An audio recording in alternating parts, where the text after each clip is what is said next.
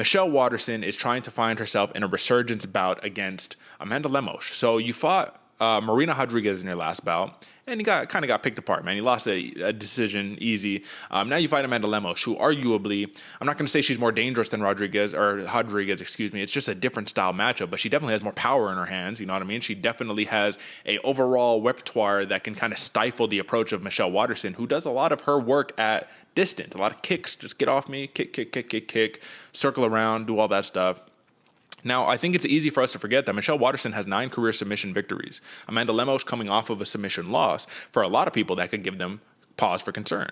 But, like you stated earlier, AJ, when Lemos got caught, it was because she was just throwing, and I mean, Andrade just locked it up, but she also had to do a lot of adjusting in there, right? So she had her locked up, and being the jiu-jitsu ace that Jessica Andrade is, she was able to kind of get the job done right there. So my question to you here, AJ, is that if you're smart, if you're Amanda Lemos, if you say, I need to get back in the win column because I am all of 35 years old and I need to make my run right now, do you say, let me get this lady out of here early, first round, let me just put it to her, flat-footed Muay Thai style, and just drop down those right hands and get the TKO? Or do you think that she's going to try to play it safe and conservative against Michelle Waterson? I don't think safe and conservative is Lemos' game. Yeah. I think she's going to stand in there, foot in the tire, and say, let's bang. Yeah. And it's kind of why I'm excited for this fight and why I think it's, second to the main event, because Michelle Waterson's that same fighter.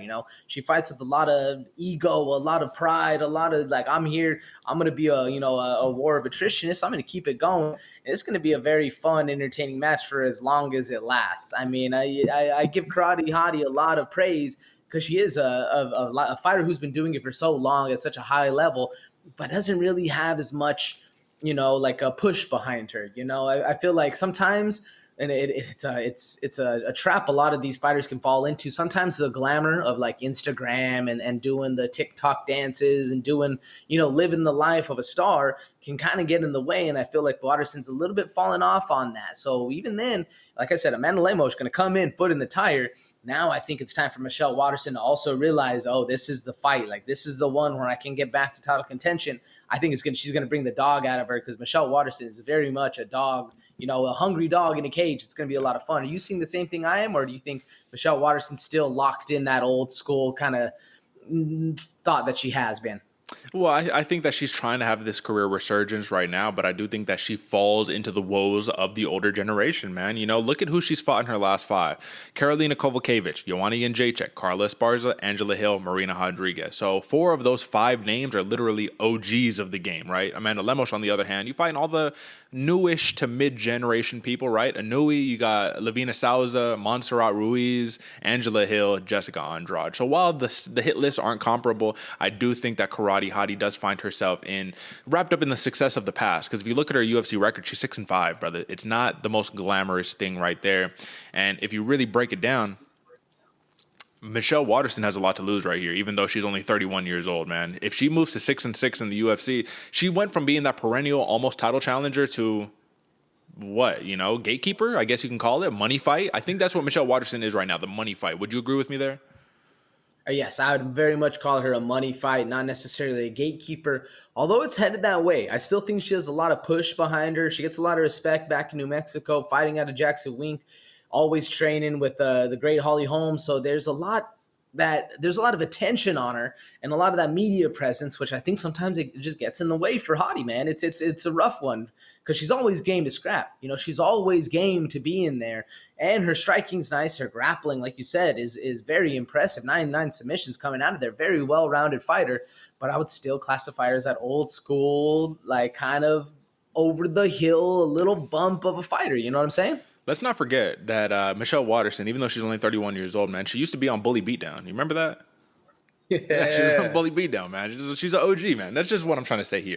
Okay, let's talk X's and O's, man. Amanda Lemos, she's a southpaw. She has a 3-inch reach advantage. I think that's going to give Michelle Waterson a lot of problems if she's not constantly throwing all of those crazy karate kicks. But here's the problem. Amanda Lemos is going to walk her down methodically, and she's going to take away those kicks. And if it turns into a boxing match, I just don't see this lasting long. You with me?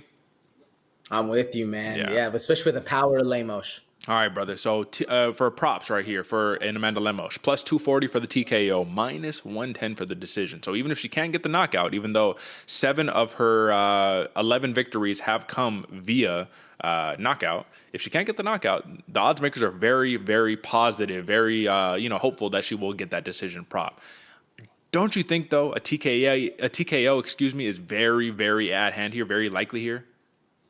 I think it is. Like when I'm breaking it down mentally, I think Amanda Lemos is going to walk in for that TKO. That's what she's hunting all day. Big power. She's very tense, very like bullying almost. To use a not a correct word, but the thing is, Michelle Waterson is very durable, very durable. She can take a beating, unfortunately for her. So that's why I think that decision prop. And actually, when I'm looking at my notes, I have Lemos for decision. Partially because I respect Waterson so much, but also for that same thing, man, she's very durable. And I think the odds makers right here seeing the same kind of thing for that 110 decision makes a lot of sense to me. I mean, brother, Michelle Waterson hasn't been knocked out since before she was in the UFC. It was like early in her career, which is why on one hand, I'm like, statistically, look at all of the names that she's fought. How many of these fighters, though, are big knockout artists? Angela Hill, decision, right? Carla Esparza, lots of decisions. Joanna, even though she had a run of a couple knockouts, a lot of decisions. Karolina Kowalkiewicz, she had some knockouts, but a lot of decisions. And then you have Amanda Lemos, a different breed. A fighter that Jessica Andrade said, I can't take my bully, walk forward, get into a war approach with this girl because she has too much power. If Andrade says that, you have to give this person respect. So I think Lemos has literally rocked every single fighter that she's fought in her last 5.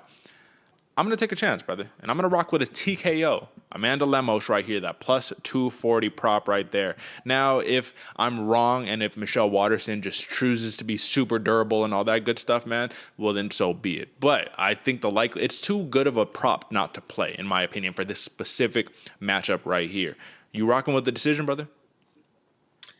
I agree with you, man. It's hard because I've been going back and forth. I see that last night I was looking at a decision. I wrote it down, but that 240 prop for the TKO with somebody who needs to prove that she's still relevant, still needs to get in that dogfight. And we saw it. I mean, the thing though, also we saw in the Marina Rodriguez fight.